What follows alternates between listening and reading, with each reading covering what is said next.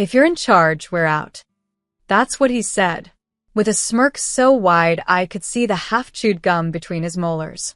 The same manager who used to salute my mother with fake loyalty now stood in my office, my mother's office, arms crossed, 30 resignation letters fanned out like a poker hand. My name is Imani. And from wherever you're watching this, stay with me. Because have you ever been handed the keys to your mother's empire, only to realize every man in the building thought you were the janitor? Let me tell you what happened. My mother died on a Monday. Heart failure. Sudden. No warnings. No time to prepare.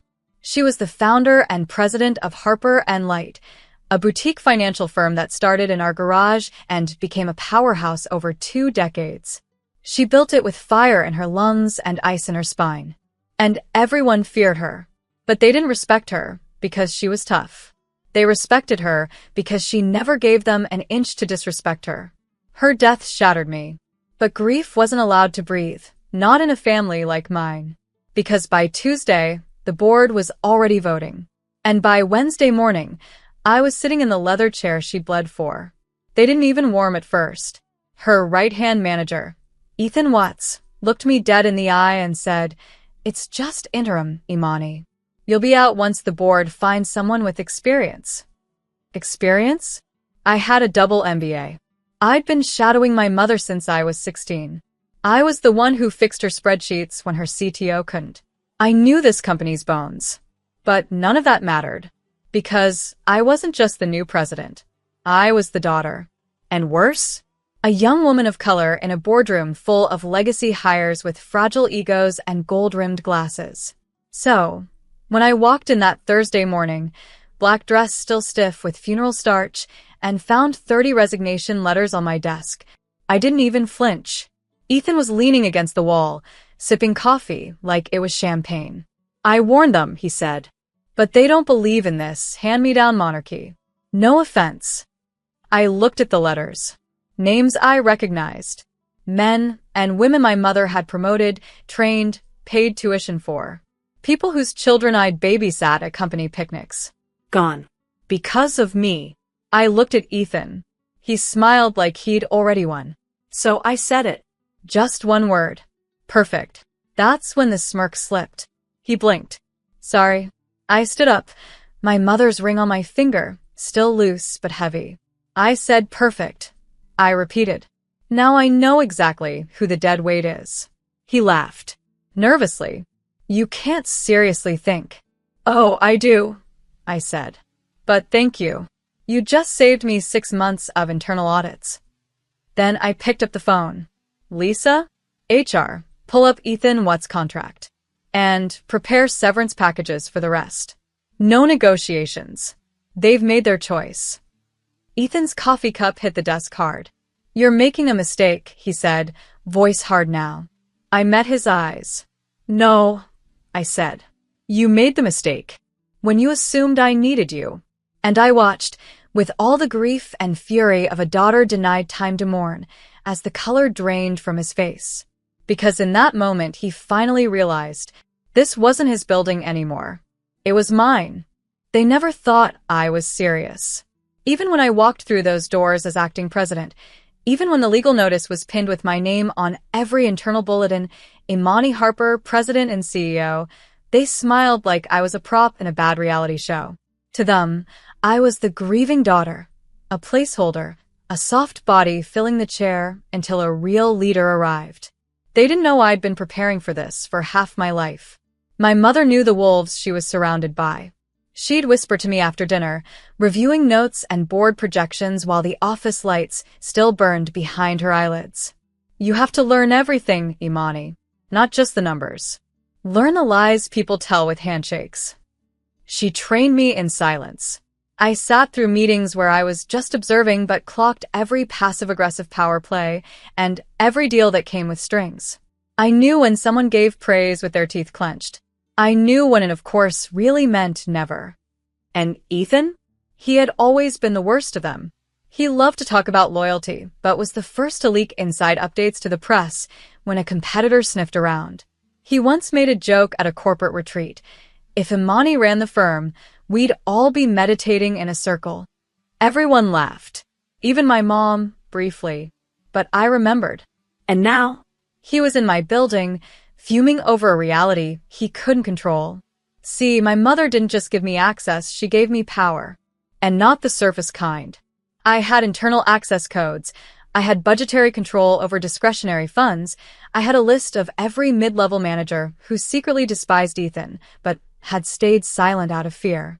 Now they were emailing me quietly. If you're staying, I'd like to stay. I never liked the culture Ethan built. Count me in. Do we finally have a chance to rebuild? 30 walked out, but 60 stayed. And more were creeping back. Because in corporate war, loyalty isn't about heart. It's about survival. And people could sense the winds changing. Ethan must have known too, because he began sabotaging me from the shadows. Sudden IT issues. Reports going missing. Departments failing to meet deadlines after months of flawless work. He was trying to make me look incompetent. But what he didn't know was, I had eyes on him. My assistant, Marla, sharp, intuitive, loyal like a sister, started tracking his meetings, his coffee chats, even his printer logs. We found things. Side invoices. Emails to recruiters. Mentions of setting up something new with a few old faces. He wasn't just waiting for me to fail. He was building a backup plan in case I didn't. That's when I knew. This wasn't just about leadership. This was about legacy. They didn't want a woman like me in charge because it challenged their illusion of control. And the more I stood still, the more they mistook my calm for weakness. So I gave them time. To feel comfortable. To get sloppy. And while they whispered behind glass doors, I sharpened my knives in silence. Because they thought my mother's death was the end of a chapter. But it wasn't. It was the beginning of mine. And I was about to show them exactly who they'd underestimated. The first real crack showed in a boardroom meeting 2 weeks later. Ethan was still showing up like nothing had happened, walking around with that crooked tie and tired jokes, pretending the company was still his playground. But that day, as we discussed Q3 projections, I asked a simple question. Why did Client Portfolio 7B lose $2.1 million in leveraged assets when we haven't executed any options against it? The room went silent. Ethan blinked. What? I leaned forward. You heard me. The asset file from the trading desk shows losses that weren't reported in last week's operations brief. I cross-checked it last night. He looked at the head of finance, who refused to meet his eyes. One of the newer board members shifted uncomfortably.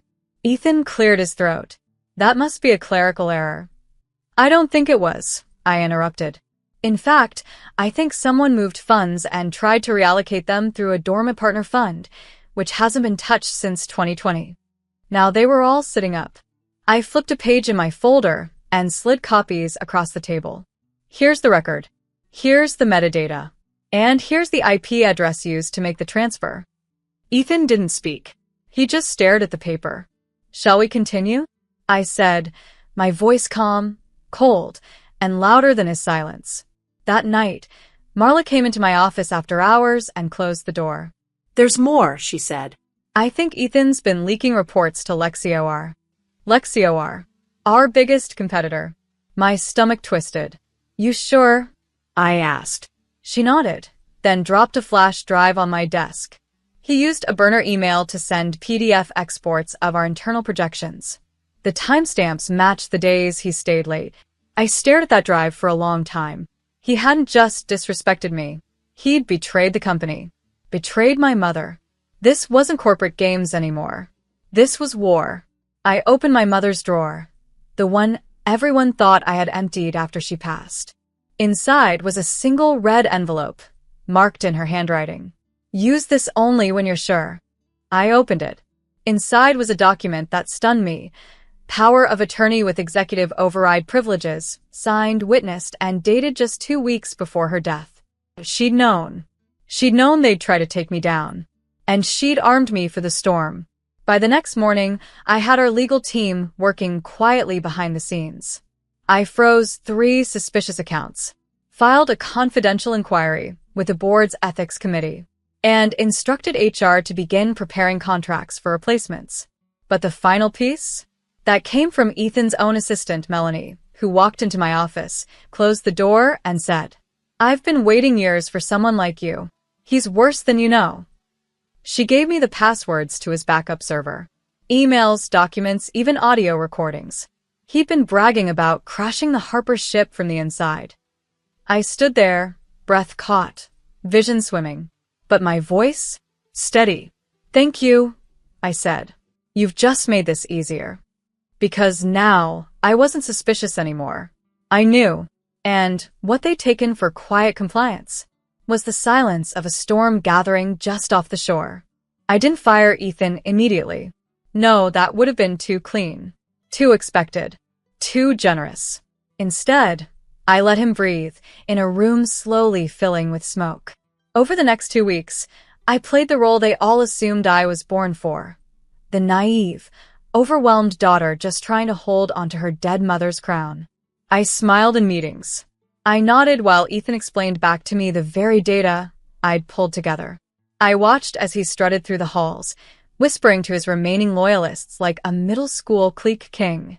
And all the while I was working, my legal team discreetly built a breach of fiduciary duty file, updated daily. I began rewriting internal policy structures, locking down finance workflows, and quietly creating new reporting systems that flowed directly through my office. No approvals went through unless my signature was on it. No bonuses. No promotions. No department reorgs. I even hired an outside audit firm under the guise of a routine compliance refresh. Ethan thought I was floundering. He didn't realize I was loading the gun, one bullet at a time. The staff who had stayed loyal, I met with them one-on-one. Not as their boss, but as their peer. I asked what they needed, what they feared, what they hoped this place could become again. One woman, Jada, broke down in tears and whispered, "We used to believe in this place, before they turned it into a boys' club." I didn't make promises. I made a plan. Each day, another Ethan ally left, not because I forced them, but because they saw what was coming. They realized the tide had shifted, and the new current had no patience for cowards. Meanwhile, Marla dug deeper. One night, she texted me a single word: jackpot. It was a spreadsheet Ethan had hidden in a side folder, disguised as an invoice log. But it was actually a list of outside investors he was approaching, trying to poach them from us and secure funding for his new firm. Confidential NDAs. Private lunch meetings. Even a pre-drafted resignation speech. He was ready to walk the moment he found someone foolish enough to follow him. And I'd had enough. I prepared my final board presentation. Titled it, "The Rot Beneath the Floorboards." Inside were 37 pages of evidence. Financial tampering, data leaks, audio of Ethan mocking clients, and one final slide. Projected recovery plan post-termination of Ethan Watts. At the end of the file was a quote from my mother. "Some leaders shine in sunlight, but the ones who endure learn how to command in the dark." That Friday morning, I sent it to every board member. No warning, no commentary, just the truth. And when I walked into the building that day, hair pulled back, suit crisp, heels sharp as resolve, I didn't feel nervous. I felt ready. I passed Ethan in the hallway. He smirked like always and said, "Big meeting today?" I smiled. "Yeah, it's going to be career-changing." He chuckled and walked away. He had no idea he'd just laughed at his own obituary. The boardroom that morning was unusually full. Every seat taken. Suits freshly pressed. Tablets open. Not a single phone in sight. Ethan strolled in late, like always. A coffee in one hand, his swagger in the other. He nodded at the board chair, grinned at me like we were co-stars in some sitcom. "Apologies," he said. "Had to take a call from LexiOR's VP this morning. They're apparently poaching more of our clients." He winked. "Can't win 'em all, right?" I didn't even blink. The board chair cleared his throat. "Ms. Harper, you asked for this session. We're listening." I stood. calm, Steady. Not a tremble in my hand as I clicked the first slide. "Today," I said, "I'm here to report a breach. A slow, calculated, and deeply intentional sabotage of this firm. From the inside." Ethan's grin faded, just a little. Slide after slide, I laid it out. The asset manipulation. The confidential reports leaked to Lexior. The misuse of discretionary budgets. The burner accounts. And then the audio. I tapped the speaker icon and let Ethan's voice fill the room. Let them sink. I've already got backup offers. Harper and Light's been bloated for years. Once that kid screws it up enough, I'll pick the bones clean. The silence after that played like a symphony. Ethan stood, red rising to his neck. This is taken out of context. You can't possibly think. Click. Next slide. Melanie's signed affidavit. Then, Marla's report. The investor list. Then, the spreadsheet, side by side with our client registry. He lunged toward the screen. You've been spying? On me? This is illegal. I raised a brow. I'm the president. It's called oversight. The board chair cleared his throat. Mr. Watts, please sit down. But he didn't. He looked around the room for support. The same room that once laughed at his jokes, backed his manipulations. Not one hand moved. Not one eye met his. He was alone. The chair spoke again, voice low and firm. Based on the evidence presented, the board moves to terminate Ethan Watts for breach of conduct, attempted corporate theft, and sabotage. Ethan laughed once, bitter and panicked. You're all making a mistake. She's just a girl with a grudge. Then I spoke. No, Ethan. I'm a woman with receipts. He stormed out, his exit loud, angry, desperate. Security followed him to his office. They'd already disabled his access badge. Outside, I heard him scream something about lawyers and lawsuits. Inside, I sat down. Not in my mother's shadow, but in my own light. The board chair looked at me, expression unreadable. You understand what you've just done, right? He said. I nodded. I do. I protected this firm. And now I plan to rebuild it. Slowly, one by one, the board members nodded. And then someone started clapping. It wasn't loud. Not at first. But it spread. Like the quiet approval of people who'd just realized who the real leader was. By the time it ended, I felt something crack open in my chest. Not pride. Not relief. But power. The kind that doesn't come from titles or chairs. The kind that comes from standing in the fire and not flinching. Ethan was gone, but his rot had left stains. The aftermath wasn't glamorous. There were whispers in the media, angry client calls, 2 minor lawsuits from former allies claiming wrongful dismissal. The finance team found $1.3 million in misallocated funds that had to be accounted for and explained fast. I worked 14-hour days. I barely slept. But I didn't break. Because finally, the masks were off. And I saw clearly who was with me and who had been waiting for me to fail. 2 mid-level execs tried to block the new restructuring policies I implemented. They failed. Another tried to quietly resign and poach 2 top clients. I beat him to it and offered those clients better terms, locking them into a long-term vision plan I had spent months refining. Lexior's CEO even reached out, trying to offer me a seat at the table. I replied with a single line. I don't sit at tables I had to burn to escape. Behind the scenes, Marla and I rebuilt the leadership team, not with familiar names, but with people who had been overlooked, the quiet analysts who worked late, the interns who noticed cracks before they became crevices, the assistants who held the walls up when everyone else was watching them fall. And slowly, Harper and Light began to breathe again. Then came the final blow, not from me, but from the truth Ethan had buried. The audit firm I hired submitted their final report. Buried deep inside a 52-page dossier was a single note. Multiple forged approvals and fund diversions dating back 18 months, potentially implicating a cover-up involving Ethan Watts and 2 former board members. I brought it to the board without hesitation. 2 days later, those members resigned. And that's when the firm shifted. Not just in leadership, in culture. People no longer whispered. They spoke openly. The break room, once a cold space filled with cautious nods, now buzzed with laughter. I instituted mental health days. Transparent salaries. New mentorship tracks for young women and minority hires. Every change was a brick laid in a new foundation. But even as I built, I felt the pressure.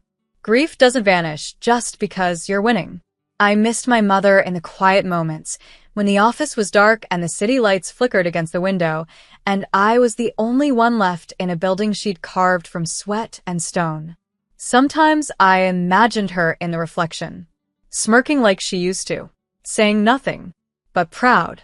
That image kept me going when the numbers didn't bounce fast enough, when the market dipped, when doubt crept in, because what we were building wasn't for applause. It was for survival. Ethan's name was removed from all internal systems.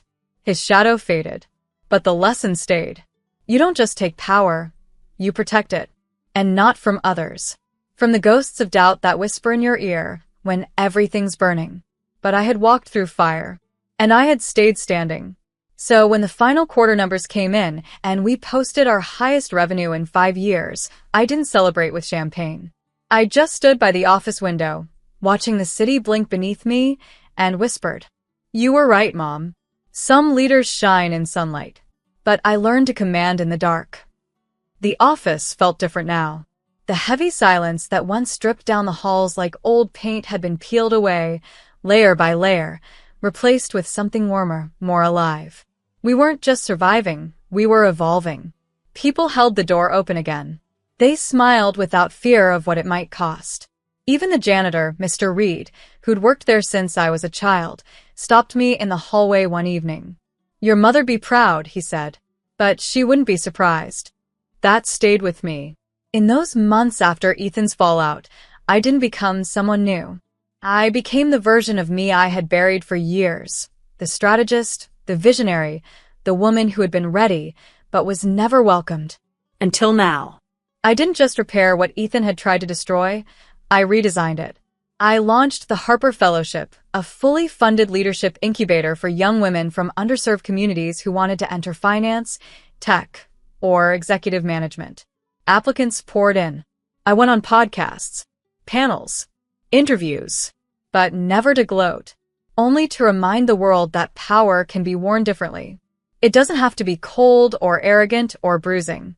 It can be quiet, focused, unshakable, and that terrified some people.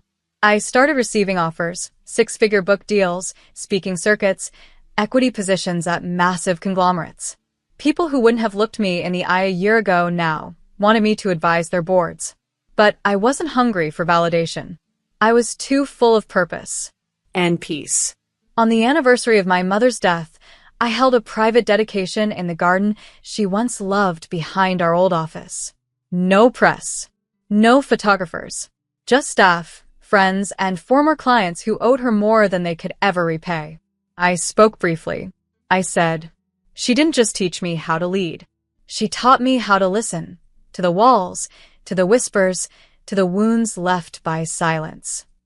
Afterward, I walked back alone to my car. The same one my cousins used to mock me for, a vintage 1996 cherry red convertible that I'd restored myself in her memory. And as I sat behind the wheel, someone knocked on the window. It was Melanie. She smiled. "You forgot something." It was a package, wrapped in navy paper with a white ribbon. Inside was a note. To the woman who reminded us what legacy really means.